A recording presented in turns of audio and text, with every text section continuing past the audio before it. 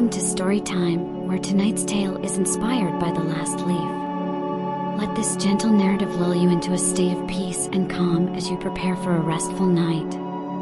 Now, settle in, take a deep breath, and allow yourself to drift away. In a small, old neighborhood in the heart of the city, there stood a row of quaint, ivy-covered buildings. The kind of buildings that had seen many winters and summers pass by, their bricks weathered but filled with the stories of those who had lived within their walls. It was a cozy street, with narrow, winding pathways that led to small courtyards where the residents often gathered to chat, share a meal, or simply enjoy the quiet moments of the day. In one of these buildings, on the third floor, lived two close friends, Sue and Johnsy.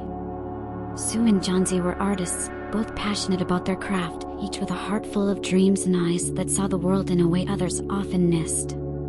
They had moved into their little apartment together, filled with excitement and hope for the future. The walls were adorned with their sketches and paintings, some half-finished, others vibrant and complete. Their days were spent at their easels, capturing the beauty of the world, while their evenings were shared over warm cups of tea and quiet conversation. But as the seasons changed, so did the energy within their small home. Autumn had come, and with it, a chill that seemed to settle into the very bones of the city. The leaves on the trees in the courtyard had turned brilliant shades of gold and crimson, but one by one, they began to fall. And as the last leaves clung desperately to the branches, Johnsy fell ill.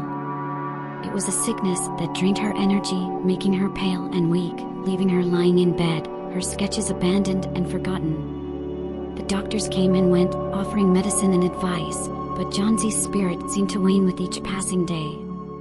She would lie in bed, staring out the window at the ivy-covered brick wall outside, her gaze fixed on the leaves that still clung to the vine. Sue, ever hopeful, did her best to care for Johnsy, bringing her warm soup, sitting by her bedside, and offering encouragement. But Johnsy, feeling weaker with each day, began to lose hope. She watched as the leaves outside fell, one by one, and began to believe that when the last leaf fell from the vine, her time would come too. "It's silly, isn't it?" Johnsy would say with a faint smile. "But I feel like I'll go when the last leaf falls. That's when it will be time for me to let go." Sue would shake her head, her heart heavy with worry. "Don't talk like that, Johnsy. You're going to get better.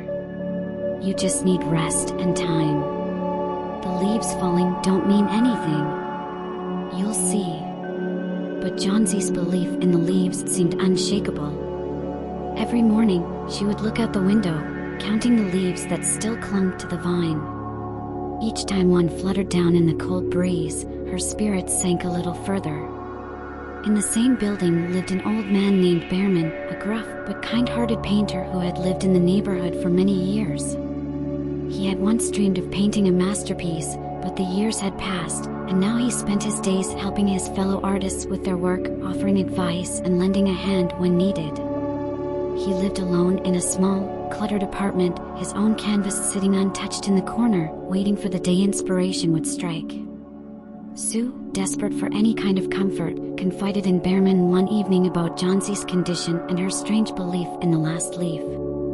"She's convinced that when the last leaf falls, she'll go with it," Sue said, her voice breaking. "I don't know what to do anymore." Behrman, though rough around the edges, was moved by Sue's words. He cared deeply for the two young artists and had watched them grow into their talents with pride. His face softened as he listened, and though he said little, something stirred within him.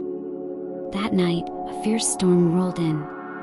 The wind howled through the narrow streets, and the rain lashed against the windows. Sue sat by Johnsy's bedside, her heart heavy with dread, knowing that by morning, the last leaf might fall.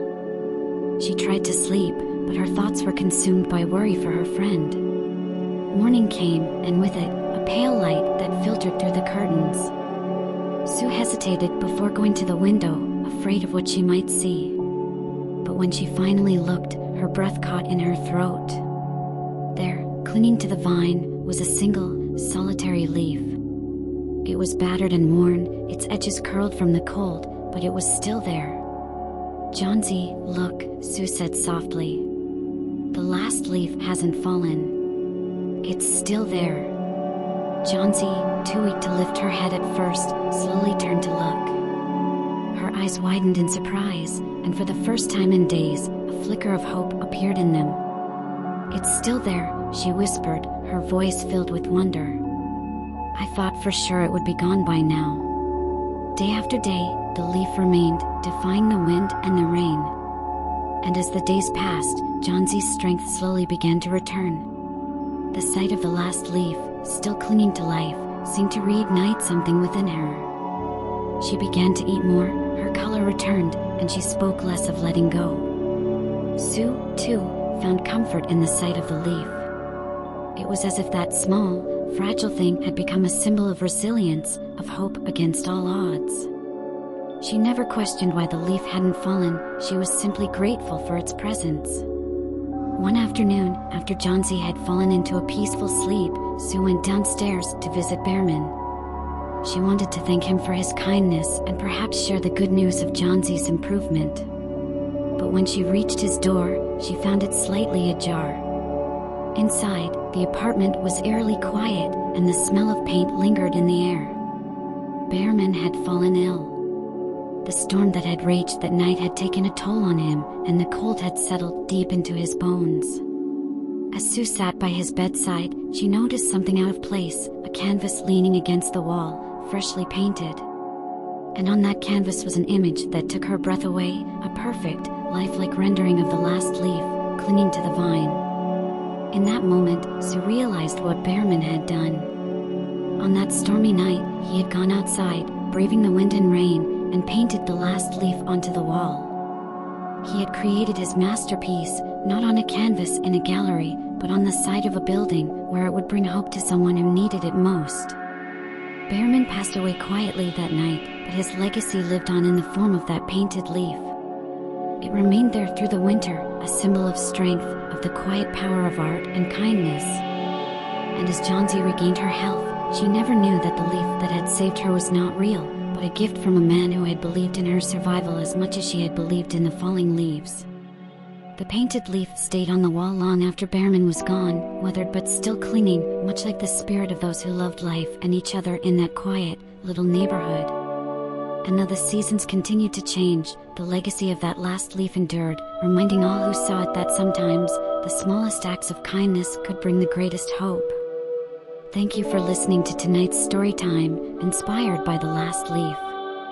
Let the story's quiet strength and the message of hope stay with you as you drift into a peaceful sleep. Good night, and sleep well. Thanks for your time. Please subscribe. Don't forget to press the bell icon for more.